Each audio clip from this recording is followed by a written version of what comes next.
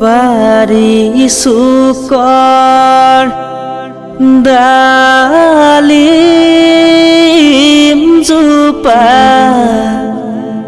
ভাত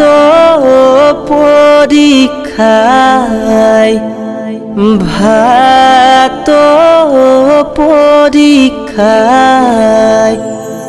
দেউতাই পোহা মইনা চৰাই উৰি গুচি যায় পাহাৰখন শুৱনি গছেৰে ভৰা দেউতাৰ ঘৰ শুৱনি বাইদেউৰে পৰা